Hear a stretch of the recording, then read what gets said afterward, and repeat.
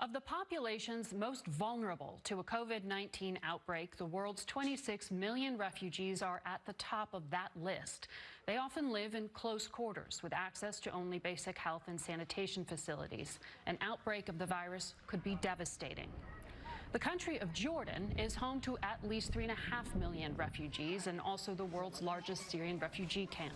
We are joined now by the King of Jordan, His Majesty, King Abdullah II. Good morning to you, Your Majesty. Good morning, Margaret. Social distancing is next to impossible for refugees. How do you plan it to limit the spread? Well, we acted quite early on, and that helped us flatten the curve quite well. We created, obviously, some tough measures in lockdown and quarantines that are over the whole country, although we're in the process of opening that up slightly. The challenge with refugees, obviously, they're about 20% of our population. The majority are not in refugee camps, so that is a challenge. But we treat every person inside of our borders, whether you're a Jordanian citizen or a refugee, in the same manner. Excessive testing has helped us figure out what our challenges are, but definitely a country with a 20% increase of its population through refugees, it's a major challenge as we go into the future. So given that not all refugees live in camps, what kind of sense do you have of the degree to which the virus has penetrated that community? Well, again, we do random and targeted testing throughout the whole country. Refugee camps, because obviously people are much closer together in living conditions, was something that we looked at earlier on. So there is a lot of testing. The lockdown on the quarantine has helped Jordan sort of flatten the curve quite quickly. The cases that we've had over the past week are under 10 people every day. We average 15, give or take, on a weekly basis. So it seems that we've got things under control and within the capabilities of our medical and health establishments. But again, there's always that question out there, is there a gap in society that you don't know of? And so, again, testing at a massive scale is how we're relying on hopefully getting the right figures. This pandemic is global, and the UN has called for a global response. But frankly, Europe is struggling with this virus. The United States is. The U.S. president just cut funding, or froze it at least, to the World Health Organization. Who do you see actually leading a global response?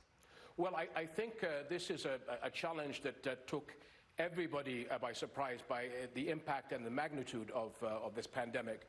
And I think the question is, nobody is going to get a perfect score on this issue. Each country has different ways of handling it, nuances of their societies and what their country faces.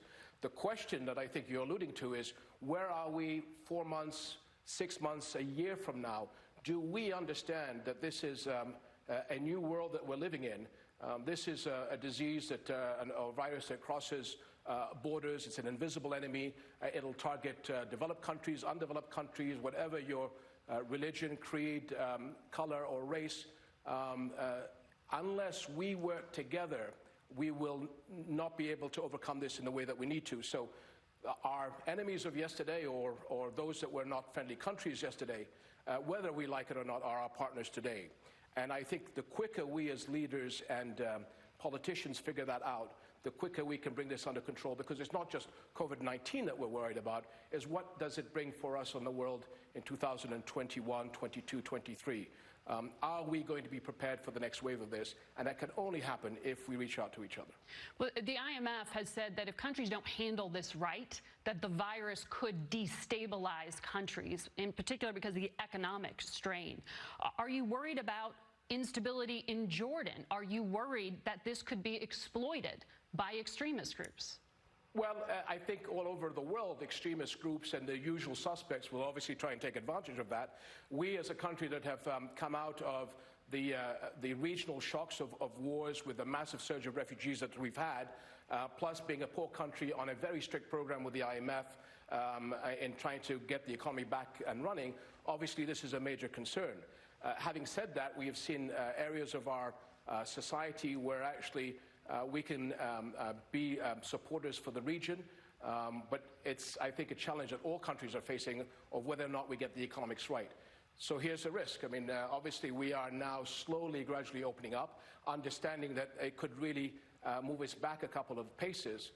But I think with this type of challenge, we've got to be very light on our feet. So mistakes, I keep saying, that are made yesterday, as long as we get them right today, and keep our institutions and our people flexible enough to be able to take on the challenges that we may not have foreseen tomorrow. Have you spoken to the president of China or asked him for help? No, I have not. I have been in touch with leaders around the world. At the beginning, Sheikh Mohammed bin Zayed, the leader and my dear friend in the United Arab Emirates, he got in touch with me and asked what could he do to help. And again, we had a problem with test kits. Jack Ma of Alibaba gave us 100,000 test kits that almost tripled our capability overnight.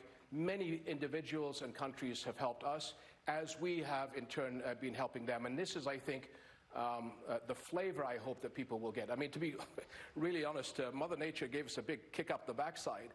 And are we smart enough as a race and as a people to understand that we've got to get it right? And do we now serve humanity in the right way to be able to make sure that everybody is looked after? Because those that have not are going to suffer as much as those that have. And if we don't reach out to those that are in need, even though we may have limited resources, it is, at this stage, doing what's right to help all of us, because we're all in the same boat. Your Majesty, thank you for your time.